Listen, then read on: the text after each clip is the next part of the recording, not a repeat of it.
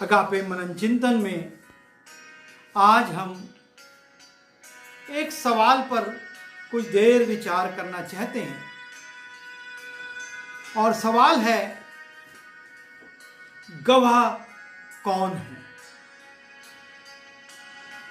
साक्षी कौन है? गवाह कौन है?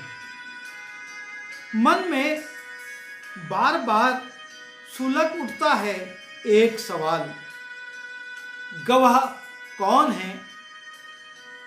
गवाह कौन है?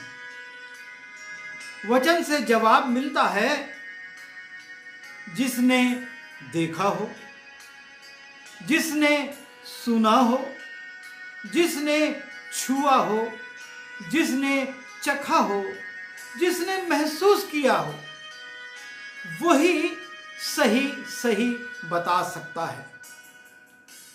परंतु आज हर कोई ये कह रहा है, मैं मसीह का गवाह हूं, मैं यीशु का गवाह हूं। सबके दावे हैं, सबकी साक्षी है। सवाल अपनी जगह है, जवाब भी अपनी जगह स्थिर खड़ा है।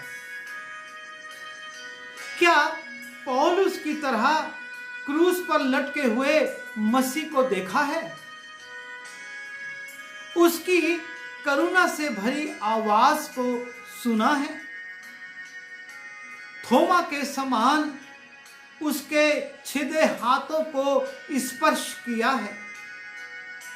पतरस के समान उसके प्रेम भरे आह्वान को सुना है? स्तफनुस के समान स्वागत में यीशु को खड़े हुए देखा है? अपने आसपास कभी उसे महसूस किया है?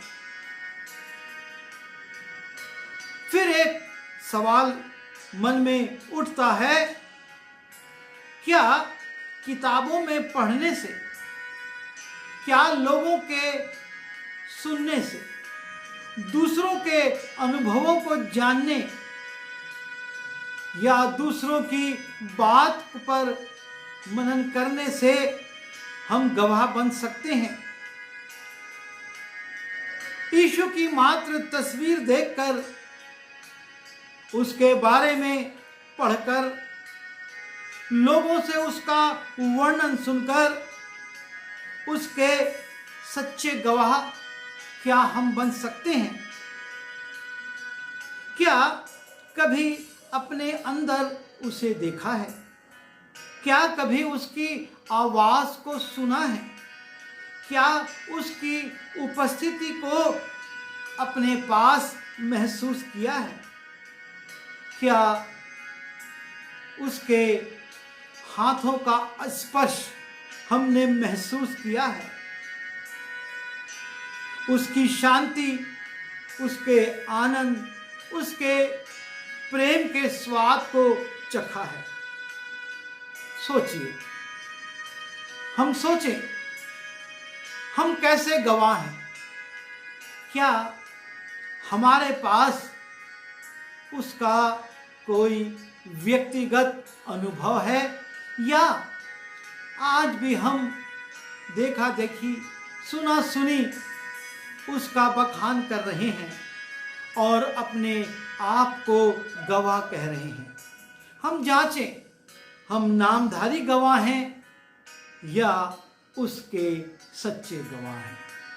सच्चे गवाह की गवाही कभी बदलती नहीं है, वो हमेशा एक सी रहती है, और इसलिए हम उसके अनुभव से सच्चे गवाह बने और उसकी सच्ची गवाही संसार को दें। प्रभु हमारी सहायता करे।